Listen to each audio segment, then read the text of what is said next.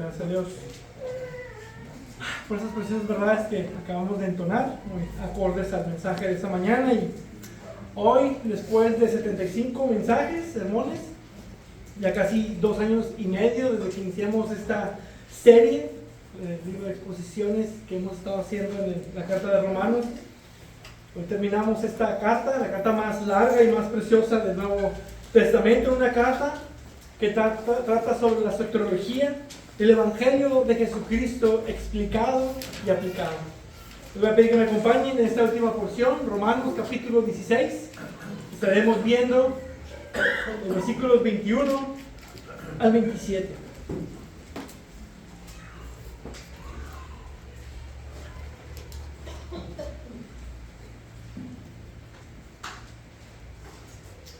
Romanos capítulo 16, a partir del versículo 21, dice la palabra de Dios: Timoteo, mi colaborador, los saluda, y también Lucio, Jasón y Sosípater, mis parientes. Yo, Tercio, que escribo la carta, los saludo en el Señor. Gallo, hospedador mío y de toda la iglesia, los saluda. Erasto, el tesorero de la ciudad, los saluda, y el hermano Cuarto. La gracia de nuestro Señor Jesucristo sea con todos ustedes. Amén. Y aquel que es poderoso para afirmarlos conforme a mi evangelio, a la predicación de Jesucristo, según la revelación del misterio que ha sido mantenido en secreto durante siglos sin fin, pero que ahora ha sido manifestado, y por las escrituras de los profetas, conforme al mandamiento del Dios eterno, se ha dado a conocer a todas las naciones para guiarlas a la obediencia de la fe, al único y sabio Dios, por medio de Jesucristo, sea la gloria para siempre. Amén. Padre Dios eterno, en esta mañana nos encomendamos a ti, en esta última porción de este precioso libro, de esta carta que tu Espíritu Santo inspiró y nos ha dejado como parte de tu palabra eterna, por la cual somos santificados. Te pido que hables a nuestras mentes y nuestros corazones y seamos instruidos por medio de esta porción, y por la cual el resultado sea que tú recibas toda gloria y todo honor. Eres digno, Señor, de recibir la gloria. La gloria es de nuestro Salvador Jesús. Y te damos gracias porque podemos ser partícipes de esa gloria. Bendito y alabado seas.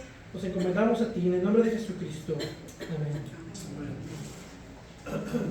Recordando que Romanos puede ser dividido en 4 grandes secciones con referencia a la justicia. Del capítulo 1 al capítulo 4 nos habla de la justicia que es necesaria para la salvación. Del capítulo 5 al capítulo 8 nos habla de la justicia de Cristo aplicada a nosotros, sus razones y sus efectos. Del capítulo 9 al capítulo 11 es la justicia de Dios vindicada. Del capítulo 12 al 15, incluyendo también el 16, es la justicia practicada en la vida del creyente. En otras palabras, esta carta nos habla del Evangelio en términos de justicia. Romanos 1:17 nos dice: porque en el Evangelio la justicia de Dios se revela por fe y para fe, como está escrito: mas el justo por la fe vivirá. Nos muestra entonces que todos somos pecadores en deuda con la justicia de Dios, la cual solo puede ser provista por Cristo. Que todos somos igualmente pecadores y que estamos igualmente bajo condenación. Todos hemos roto la ley de Dios. Por tanto, todos somos pecadores. No honrándole y dándole gloria como es debido a su nombre, y aún menospreciando su gloria por cómo tratamos a otros seres creados a su imagen y semejanza. Pero luego nos presenta la solución. Una justicia perfecta que puede ser nuestra a través de la fe por los méritos de Cristo, el perfecto Hijo de Dios. Ahora, todos son justificados gratuitamente por su gracia, por medio de la redención que es en Cristo Jesús, a quien Dios exhibió públicamente como propiciación por su sangre a través de la fe, como demostración de su justicia, porque en su tolerancia Dios pasó por alto los pecados cometidos anteriormente, para demostrar en ese tiempo su justicia, a fin de que Él sea el justo y el que justifica al que tiene fe en Jesús. Romanos capítulo 3, versículos 24 al 26. Y esa obra, al ser aplicada por la fe, hace un cambio radical en la persona. Por la obra del Espíritu Santo que nos regenera a través de la predicación de su palabra, nosotros podemos entonces creer el mensaje. Esto implica un cambio de naturaleza. Y al creer somos justificados, que implica un cambio de estado legal delante de Dios. Antes estábamos como culpables, pero ahora en Cristo estamos como justos. También por la fe somos santificados, que implica un cambio de condición interna. Antes estábamos sucios y ahora somos inicialmente limpios y en proceso de limpieza total. Santificados para que el Espíritu de Dios comience a morar en nosotros. Y finalmente, por la fe, somos adoptados, que implica un cambio de relación con Dios. Antes éramos enemigos de Dios y ahora somos hijos adoptados por su gracia. Pero no solo eso, sino que esta obra, todos estos cambios son hechos por Dios y por lo tanto son perfectos y eternos. No hay vuelta de hoja. Estos cambios no se pueden deshacer por obras humanas. Tanto que esa obra, aunque durante la vida no está completa en lo que vendrá.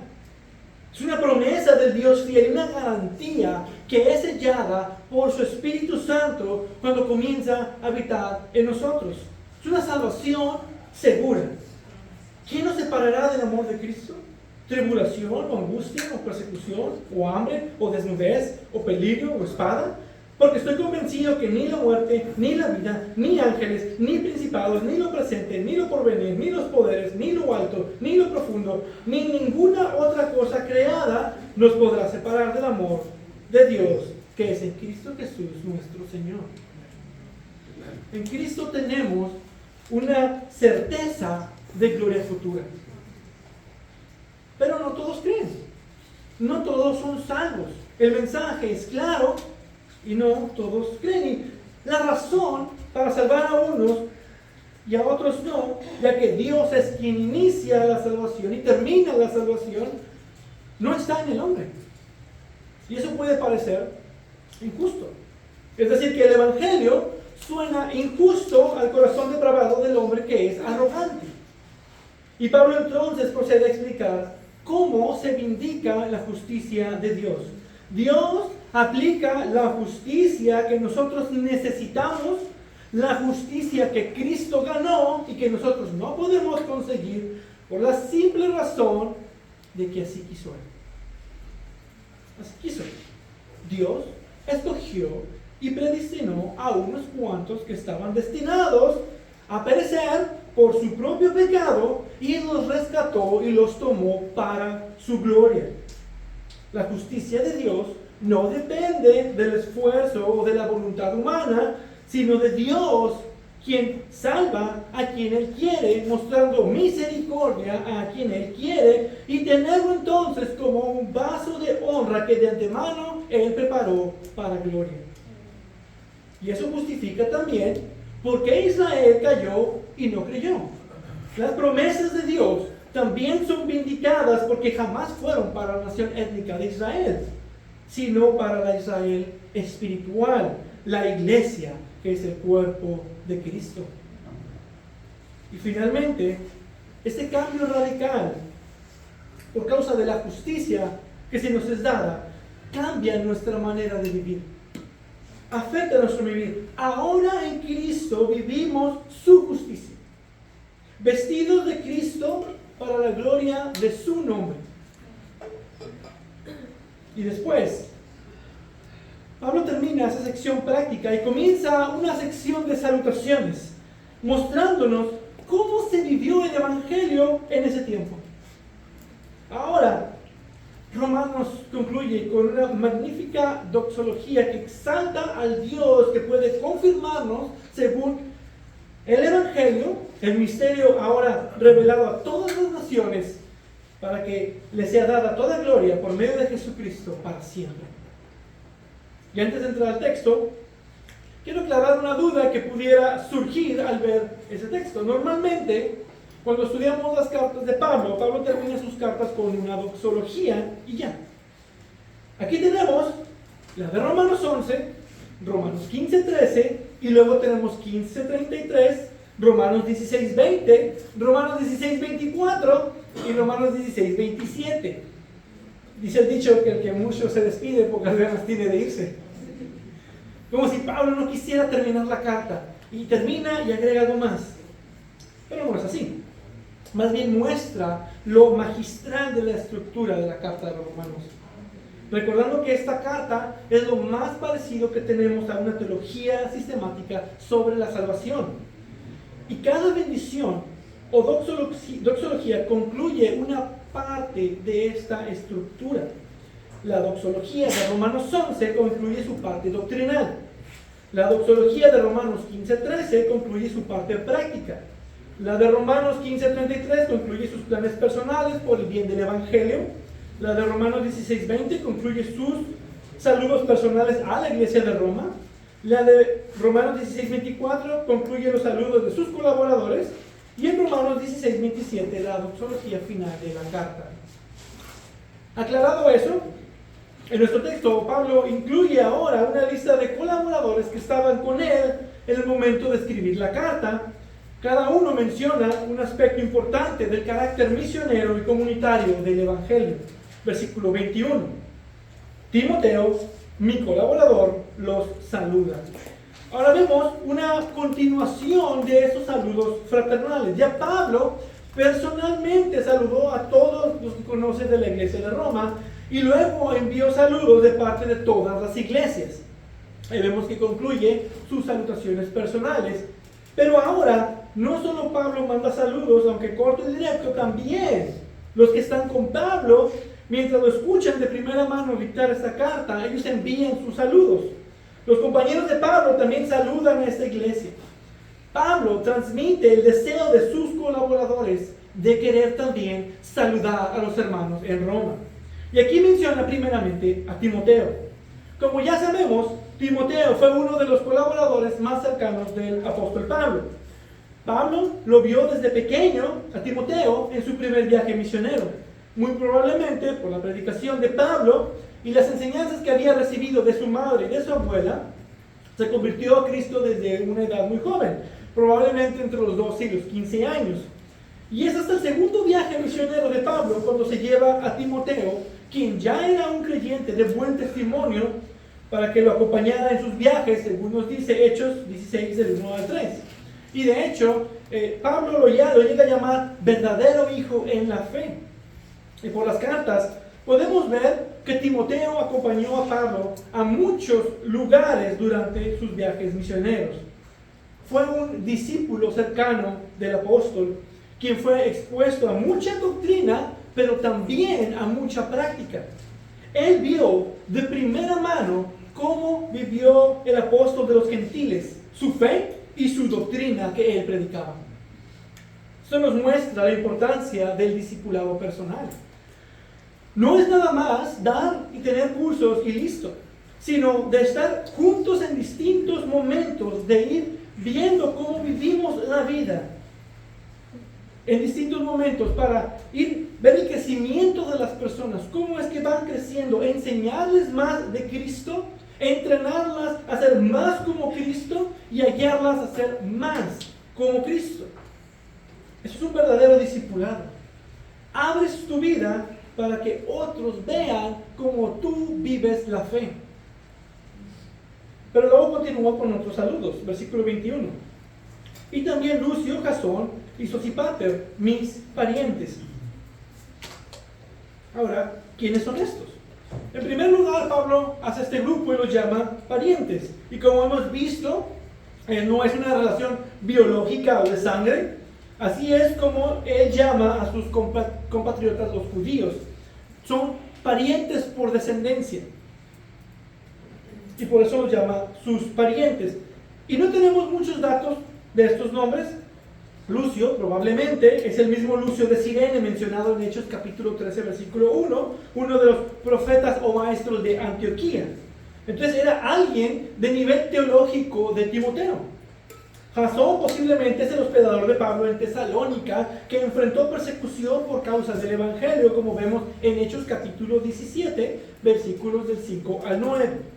Eso quiere decir que también tenía tiempo en la fe, posiblemente alguien de dinero o influyente.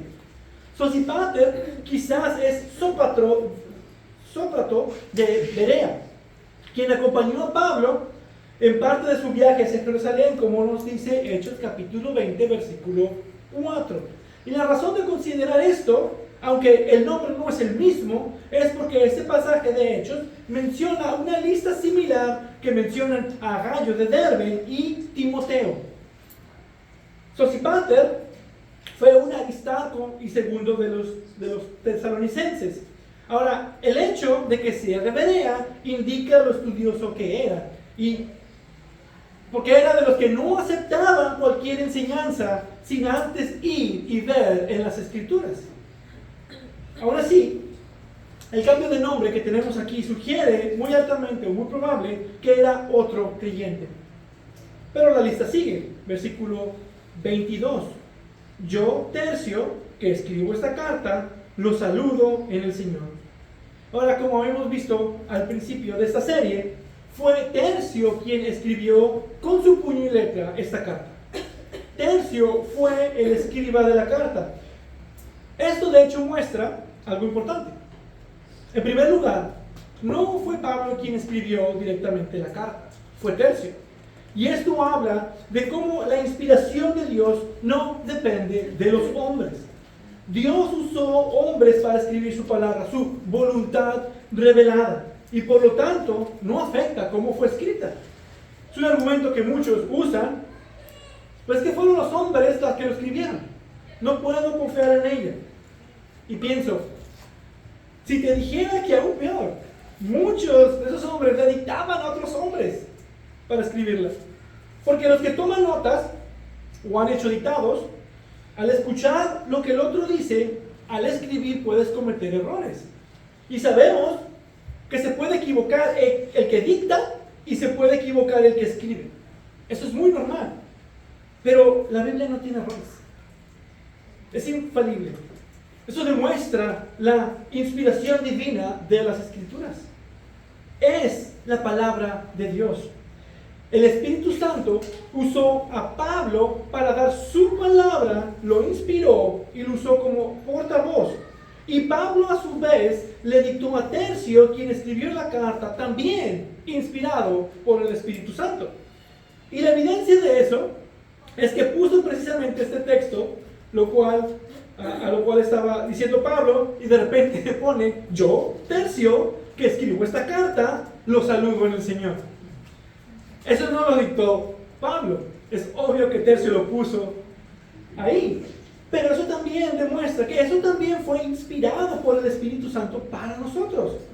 En otras palabras, esto nos muestra que Pablo fue la pluma y Tercio la tinta.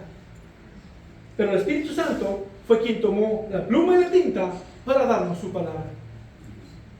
En segundo lugar, que la teología de la carta fue hablada y escuchada antes de ser leída de la carta.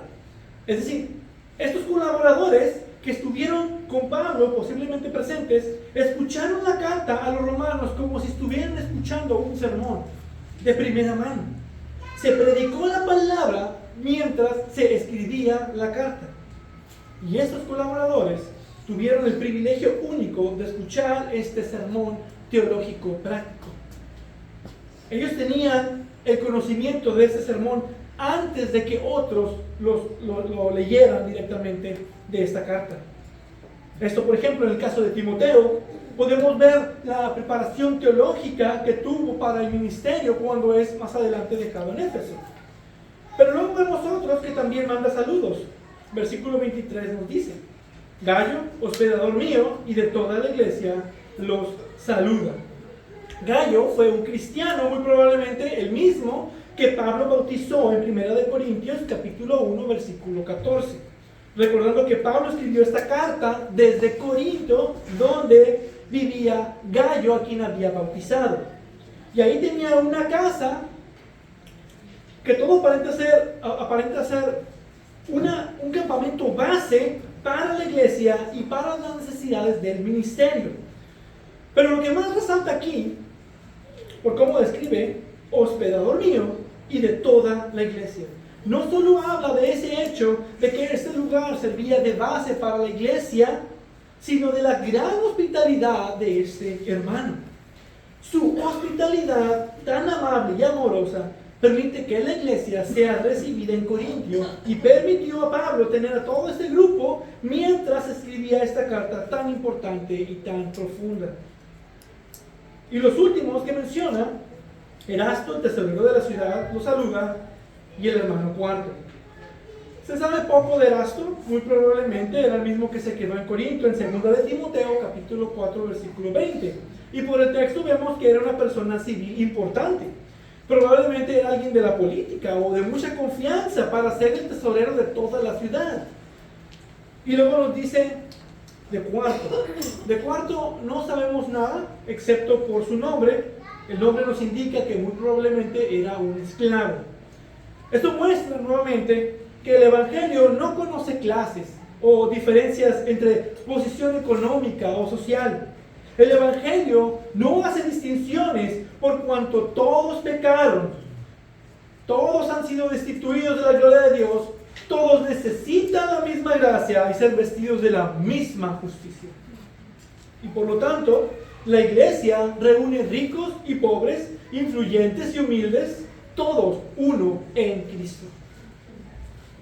Ahora, con todos estos nombres saltando aquí y allá, esto lo podemos imaginar como cuando vas en el carro con la familia y ves a alguien, bajas el vidrio y lo saludas. ¡Hey!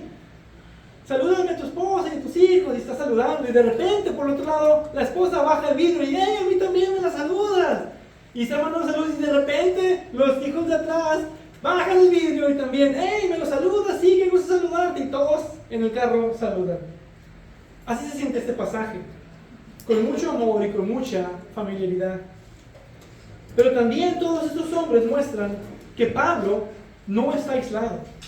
La misión del Evangelio es corporativa. Estaba siendo asistido. A veces creemos que estamos solos en el ministerio, pero no es así. Siempre hay alguien a nuestro lado que Dios usa para ayudarnos. Y Pablo está acompañado por estos colaboradores que eran creyentes maduros en la fe para ayudarme. Entonces podemos ver en esta lista de nombres al cuerpo de Cristo trabajando en conjunto para una misma misión. Aún en estos nombres, en este texto que parece simple, hay una verdad profunda. Todos trabajando y sirviéndose unos a otros para el avance del reino de Cristo. Estos saludos no son un simple saludo general. El Espíritu Santo nos dejó esto como una muestra viva de cómo el Evangelio ha unido a un equipo multicultural, multiclase, multiprofesión y sacrificial en Cristo y para su gloria. Y termina la sección, versículo 24. La gracia de nuestro Señor Jesucristo sea con todos ustedes. Amén. La gracia necesaria por la cual somos salvos y por la cual podemos vivir la fe. Pero luego pasa de esos saludos a la doxología de la carta. Tomando en cuenta que ha hablado del Evangelio, se ha dedicado a explicar el Evangelio y ver sus consecuencias prácticas, por el cual Dios confirma a los creyentes. Versículo 25. Y aquel que es poderoso para confirmarlos conforme a mi Evangelio y a la predicación de Jesucristo. Pablo nos dice una verdad motivante sobre el poder confirmador de Dios. Comienza esta doxología recordándonos que Dios es poderoso para afirmarlos. Dios afirma a los creyentes por medio del Evangelio y la predicación de Jesucristo. Dios mismo es el fundamento de nuestra seguridad. La palabra que se usa aquí para afirmar es el verbo griego sterizo, que significa establecer, fortalecer, hacer firme, poner sobre una base para que no se mueva ni tambalee. Es la misma palabra que se usa cuando Jesús fortaleció a Pedro para que después de que tropezó y lo negara 3 veces, le dice, fortalece a tus hermanos. Y ahí está usada esa palabra en Lucas 22, 32. Es un verbo de estabilidad espiritual, de firmeza interior y de sostén divino.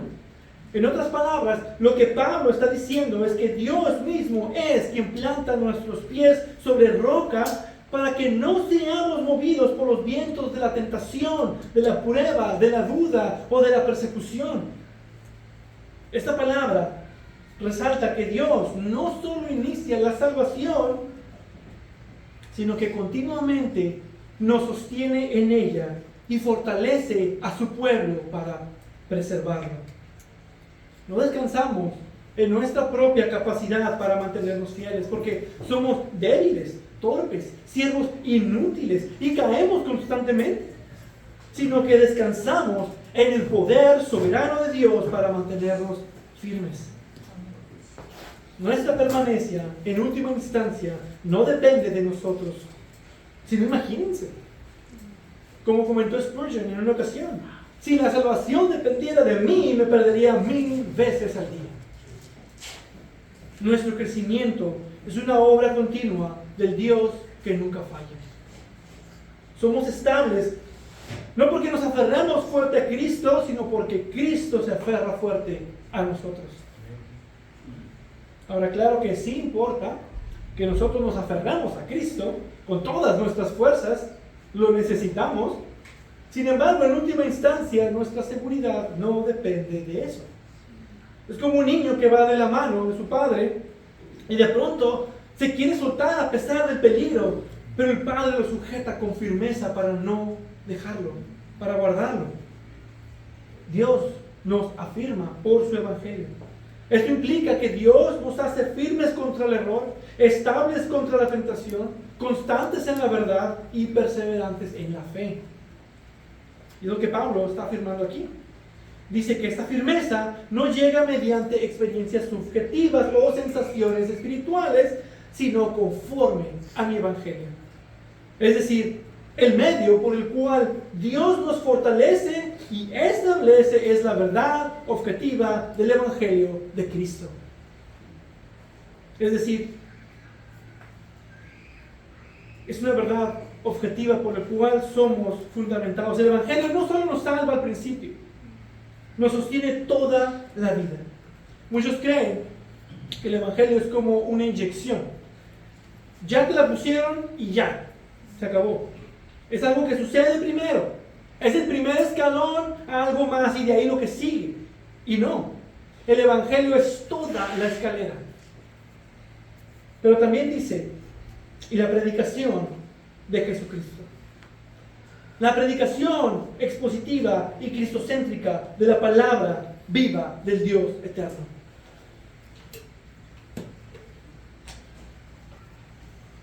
Nosotros crecemos en firmeza al profundizar las doctrinas de la gracia, al profundizar en la obra perfecta de Cristo, en la seguridad de nuestra unión con Él, incluso también cuando nos afirmamos aún sobre doctrinas secundarias. La estabilidad espiritual viene de mirar menos hacia nosotros mismos y más hacia lo que Cristo ya ha hecho. Por eso Pablo siempre vuelve al Evangelio.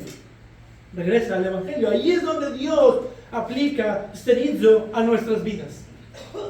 Donde Él nos afirma. Ahí es donde Dios con sus 2 manos nos mantiene firmes. Es como un árbol plantado en una tormenta. Algunos árboles caen porque sus raíces son superficiales. Los que permanecen firmes es porque están profundamente enraizados. La palabra de Dios, la obra de Dios al establecernos, es como la raíz que el Espíritu planta profundamente en Cristo para que, aun cuando vengan vientos doctrinales o pruebas emocionales, el creyente no sea arrancado. Aquellos que son arrancados es porque no estaban anclados en Cristo y la doctrina verdadera. Y aún más, ser afirmados también resalta una realidad gloriosa de nuestra fe reformada. La perseverancia de los santos es el resultado de la preservación divina. Sí, nosotros hacemos, buscamos perseverar, debemos obedecer, pero en última instancia es Dios quien nos preserva.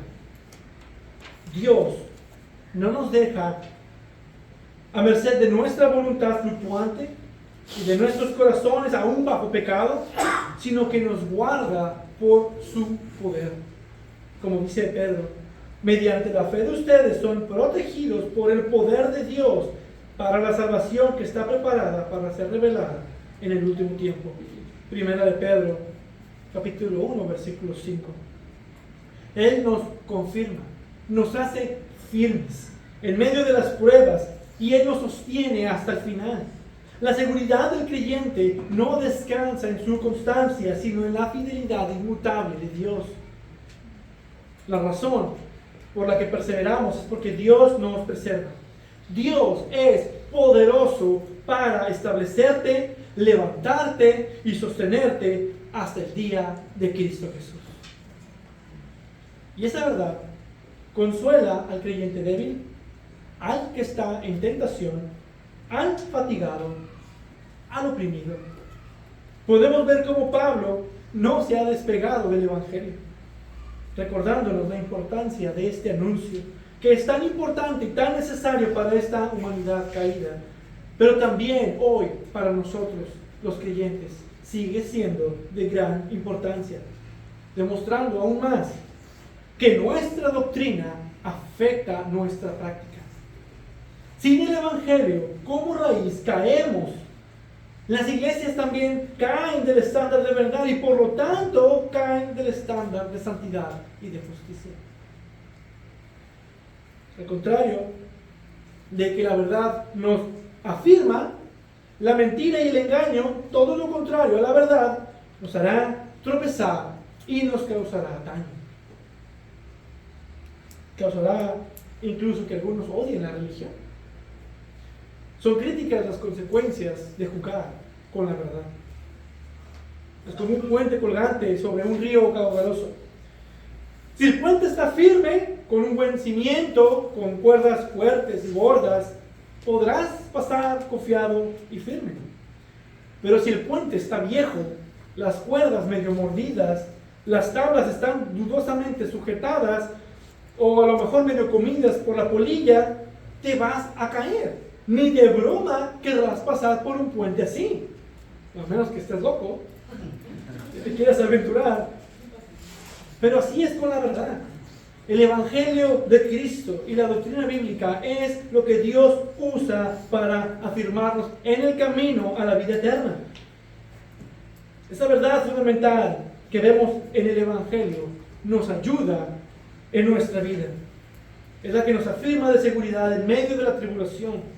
Cuando sientas que tu fe flaquea, recuerda que tu estabilidad no depende de tu fuerza, sino del Dios que te confirma y te sostiene.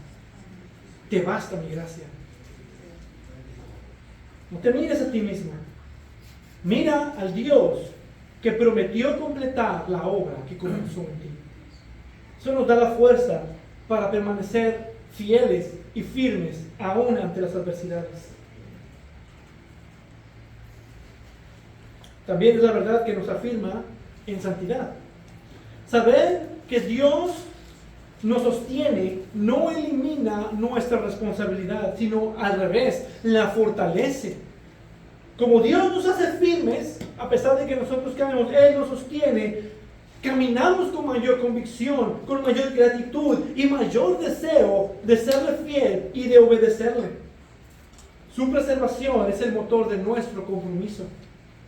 Es porque Él nos ha dado tanto en Cristo, incluyendo esa preciosa garantía de salvación final, que queremos no fallarle y de obedecerle hasta el fin. Y podemos ver mucho más acerca de cómo somos afirmados, pero ahora pasemos a lo siguiente. Cómo Pablo describe este evangelio y su alcance. Versículo 25.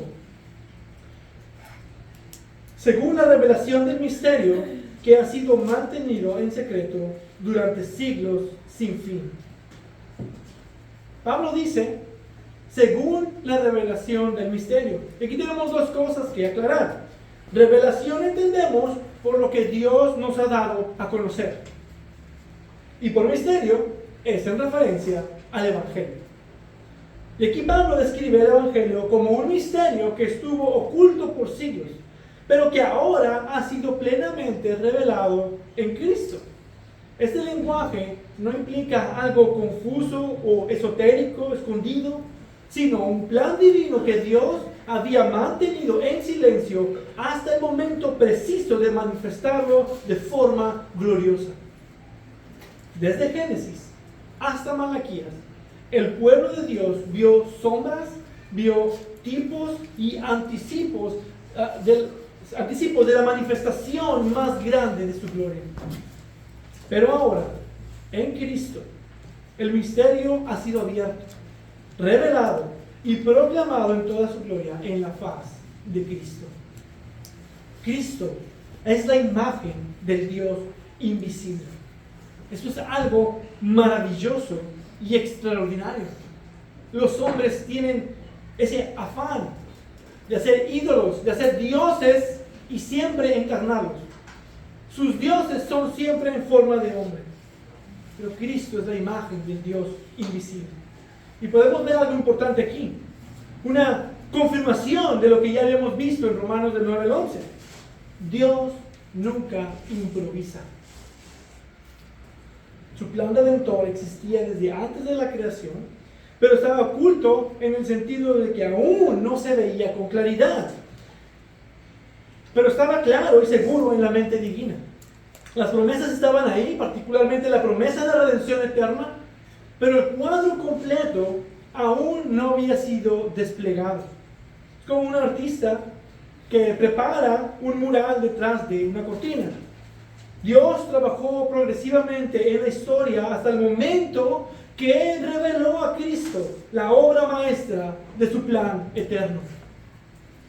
Antes de Cristo, Israel tenía piezas del rompecabezas. Tenía un Mesías profetizado, sacrificios que apuntaban a un sustituto perfecto, sacrificios a un rey davídico esperado, un sirviente sufriente anunciado, un sacerdote según el orden de Melquisedec. Pero el cuadro final no podía verse. Es por esto por lo que fue piedra de tropiezo para ellos. No pueden juntar todas estas piezas. Es solo cuando Cristo viene, muere y resucita que todas estas piezas encajan y el misterio de antes se vuelve claro. Ese es el anuncio que trae el Evangelio. La salvación por gracia mediante la obra del Hijo de Dios. Y dice Pablo que ese misterio oculto, versículo 26, ahora ha sido manifestado. Pablo insiste que la revelación del misterio no es independiente del Antiguo Testamento, sino su cumplimiento. Las escrituras proféticas no solo anticipan a Cristo, sino que lo explican, lo iluminan y lo validan. El Evangelio es nuevo en revelación, pero no en intención. Dios siempre tuvo el mismo plan, como observábamos en Romanos 11. Israel y los gentiles van dentro del mismo plan como algo unificado. Jamás es el plan A y el plan B. La manifestación del misterio no reemplaza las escrituras, sino que abre plenamente a Cristo. Y es lo que afirma Pablo, versículo 26. Y por las escrituras de los profetas, conforme al mandamiento del Dios eterno, se ha dado a conocer a todas las naciones para guiarlas a la obediencia de la fe. El misterio revelado ahora se anuncia a todas las naciones. Y eso siempre ha sido la intención de Dios.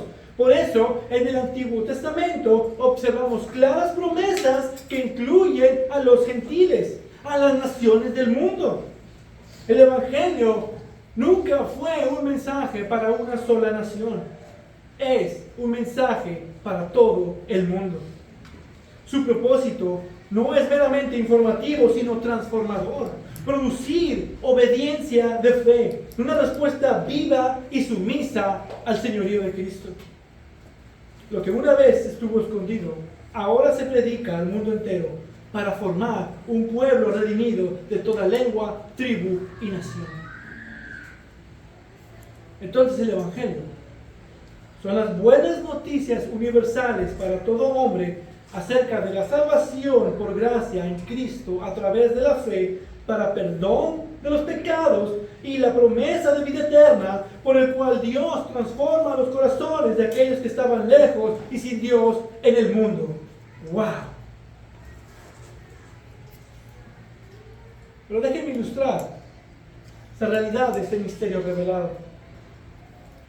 Imagina entrar a una galería completamente a oscuras. Sabes que hay obras allí, pero no puedes ver su belleza. De repente alguien enciende la luz y todo se revela ante tus ojos. Y puedes ver la majestuosidad de cada una de esas piezas.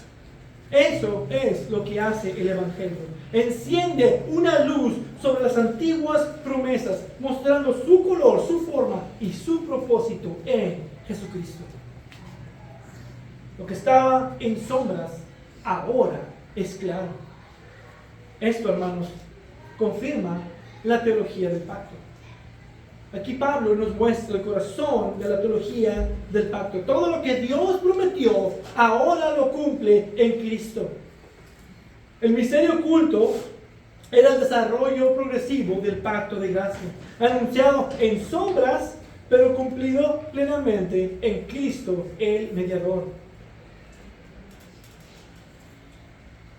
Desde Adán, Abraham, hasta los profetas, Dios estaba preparando el camino para la manifestación del Evangelio. Lo que se prometió en el pacto ahora se realiza y se anuncia a las naciones. La historia redentora llegó a su clímax, donde solo nos queda esperar por el retorno de Cristo para su gloria eterna. Es la salvación de todo el mundo y a todos los hombres que creen. Dios hizo una promesa entre él mismo en la eternidad pasada, después hizo una promesa a la humanidad en Adán, en Génesis 3:15, después otra promesa a las naciones y a las familias de la tierra en la promesa de Abraham, en Génesis 12:3, y ahora ha sido consumado, completo, en Cristo. Ahora, esto nos enseña algo útil y valioso. Nos enseña que debemos de ver el Antiguo Testamento como la palabra revelada de Dios, como sombra de lo que ahora es en Cristo.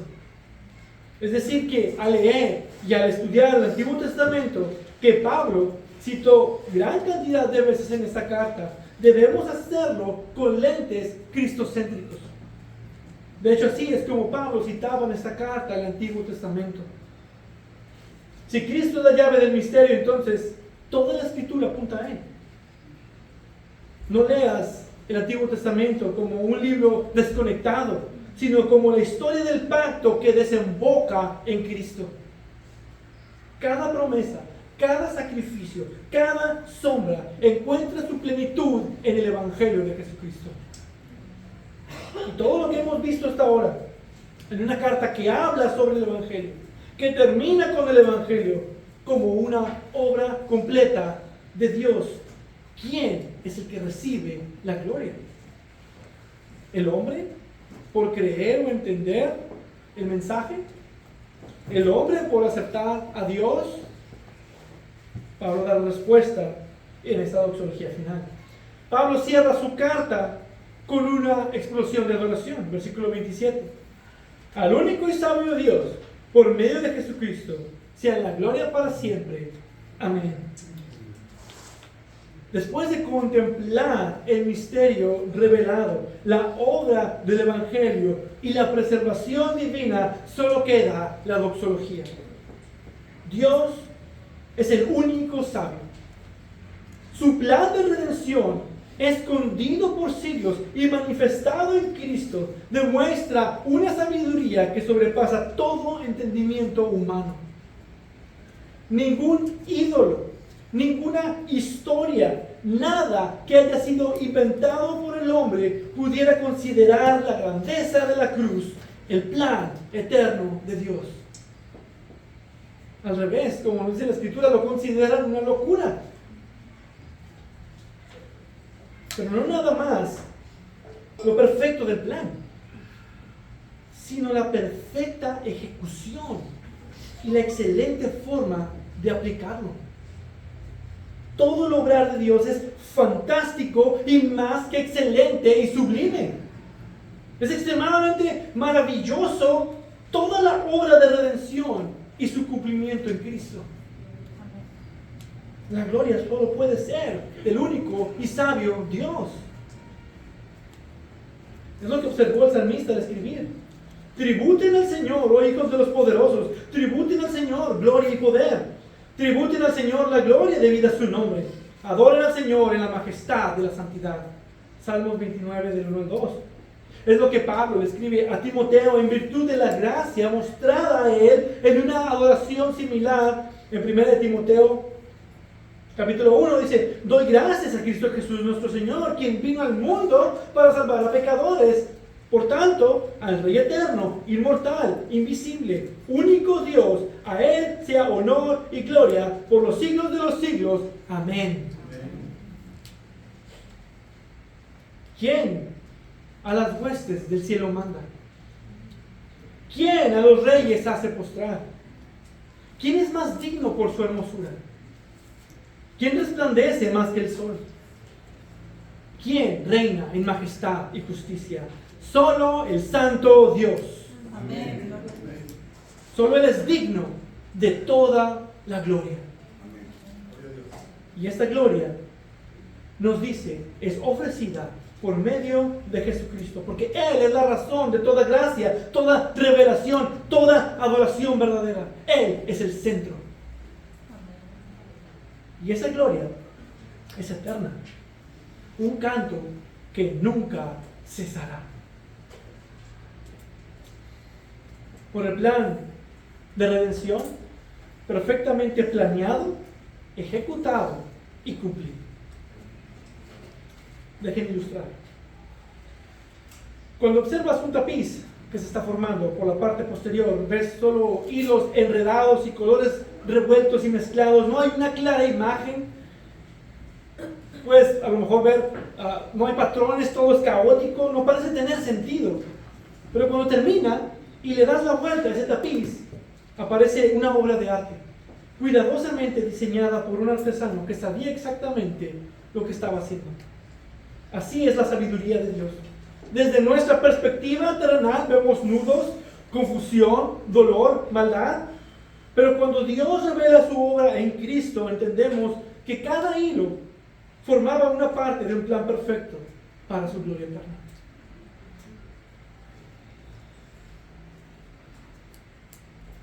Si Dios es el único sabio, toda la gloria le pertenece para siempre. Entonces la respuesta del creyente es de vivir para Él.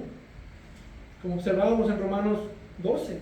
Es la respuesta lógica de nuestro servicio y nuestra entrega al único y sabio Dios, quien nos escogió en Cristo antes de la fundación del mundo para que fuéramos santos y sin mancha delante de Él. En amor nos predestinó para adopción como hijos para sí, mediante Jesucristo, conforme a la buena intención de su voluntad, para la alabanza de la gloria de su gracia, que gratuitamente ha impartido sobre nosotros en el amado. Si realmente puedes ver esto, ajusta tus decisiones, tus prioridades y tus afectos a esta gloriosa verdad. De entender que tu existencia tiene un propósito final, por la cual tú fuiste creado, tejido en el vientre de tu madre, para hacer visible la gloria del Dios sabio por medio de Jesucristo. Ese es el propósito y el todo del hombre. Teme a Dios y guarda sus mandamientos. Nuestra existencia como portadores de la imagen de Dios y como redimidos de Dios es para que seamos para la alabanza de su gloria. Y finalmente el cierre con amén. Es la afirmación de la iglesia. Así es, así creemos, así adoramos. Amén. Amén. Y normalmente doy una conclusión, pero no creo que podamos concluir mejor que esto. Ya la misma carta nos ha dado la mejor conclusión de todo lo dicho anteriormente. Así que, para terminar, la gloria, de principio a fin, en todo su esplendor y magnitud, por medio de Jesucristo, es al único y sabio Dios. Amén. Aleluya. Amén. Amén. Dios, Redentor y Padre eterno, toda la gloria es tuya y te pertenece solo a ti. Alabado seas tú, Jehová, eternamente y para siempre. Gloria al Padre por su sabiduría en el plan. Gloria al Hijo por su ejecución en obediencia perfecta al plan. Gloria al Espíritu Santo por su obra que confirma el plan. Gloria eterna sea al Dios único, sabio, trino y perfecto, para siempre y para siempre. Amén. Amén.